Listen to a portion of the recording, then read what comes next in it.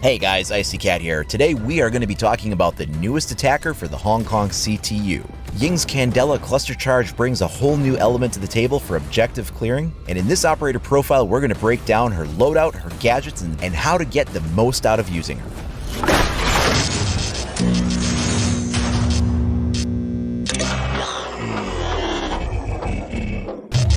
Ying is a 2-speed, 2-armor attacking operator.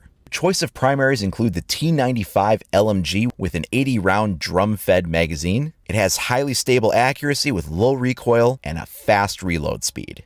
Or she can go with the 612 combat shotgun. This is a bullpup-style semi-automatic shotgun with a 6-round cylinder cartridge that you can swap in and out. While the reload speed is a little faster compared to other shotguns, you will have to be reloading more often due to that lower 6-round total capacity. Besides her stand-up pistol variant, she will also have the choice between a breaching charge or smoke grenades. And I'm going to give the recommendation to the breaching charge hands down because that is going to pair very well with her Candela Cluster Charge. So let's talk a little bit about that device. This can be deployed in a variety of different ways, and the first of those is going to be something that's somewhat similar to the way Fuse's Cluster Charge goes off. She can set it on a wall and it will push through to the other side. This also works for any wooden barricades or castle armored barricades.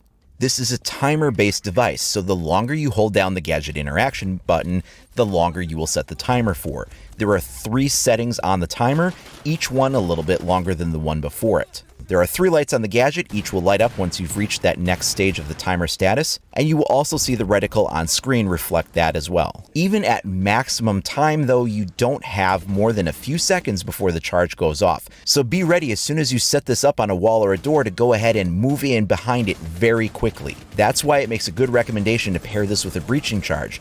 Deploy the Candela charge on a wall, set off your breaching charge, and follow in right behind. And this is a really solid tactic for a couple of reasons. First off is that she has a special visor that grants her immunity to the effects of her own device. She cannot flash herself. But it should be noted that she's still susceptible to other forms of flash grenades or Blitz's flash shield if she looks at those. This only grants her immunity to her own device.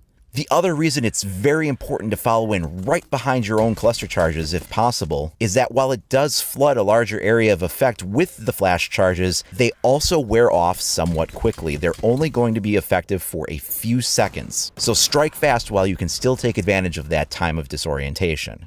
Soft breaching walls and barricades aren't the only way that she can deploy her gadget though. In addition to that, she can also roll the Candela charge along the floor. Again, the length of the timer here plays an important role because the longer it is set for, the further it will roll into the room before the detonation occurs. The Candela charge can be slowed down as it's rolling on the floor by barbed wire, so if you have that in there, it's not going to get as far as it would have otherwise. Also, if Bandit has a battery on any of those barbed wires, it will instantly destroy the Candela charge if it comes into contact with it. If you're fast, the charge can also be taken out by either shooting it or using any type of explosive device. The Candela charge can also be countered by Jaeger's ADS units, but how it's countered is going to depend very heavily on how the gadget itself is deployed. If an ADS unit gets line of sight on a Candela charge, it will treat it as one single projectile and take it out with one shot. However, if you soft breach a wall or a barricade, it doesn't have line of sight on the Candela charge itself, so it instead has to track the smaller individual spread of pellets that come out of it. In that case, you will burn out all 3 of Jaeger's ADS units if set up in a room, provided they have line of sight on that multitude of charges. Then Ying will still have a couple more in reserve and be able to throw them in without any other problems. So depending on how the Candela charge is deployed, will have a very big impact on how effective Jaeger's ADS units can respond to the threat.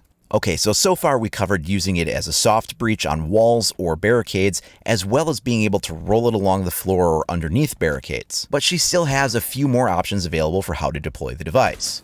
The next one is an interesting, somewhat quirky behavior because it doesn't always work as expected all the time, but you can actually roll the device along a wall and it will kind of stick to the contour of that wall. And if there's a drone vent there, it will kind of go into the drone vent then and just follow it around that corner. Sometimes this doesn't always work as expected if there's any kind of debris in the way, or if there's anything like a frame of a door, even if it's very, very thin and small. If there's any kind of object in the way, even something that you wouldn't necessarily think could stop it, sometimes can. So try to get some practice with it so you can understand the situations where this will and won't work. but this can be really handy if you want to throw it into a drone hole, but lining up in front of it would have otherwise exposed you to possibly some dangerous lines of sight. The final way that she can use her device is she can throw it, just like any other kind of flash grenade. And again, you can use the timer to your advantage here. You can set that timer for any of the 3 stages it has available when you throw it, or you can just tap the button and throw it out immediately and it will go off pretty much right away when it hits. This can be very situationally useful if you're dealing with somebody in an unexpected spot and you want to quickly turn the tables on them. That can be very effective when you encounter an unexpected roamer. Something important to note is that Mute's signal jammers will have no effect on the Candela cluster flash. And here's why. Fuse's cluster charge has a remote detonator. There's a wireless signal that Mute's signal jammer interferes with. But the Candela flash charge doesn't have that. It has a mechanical timer inside of it instead. There's nothing for the signal jammer to interfere with, and so the gadget will still go off as intended. Of course, you can play solo with Ying when attacking, but if you're launching an assault on an objective, she's really going to be enhanced by pairing up with other operators.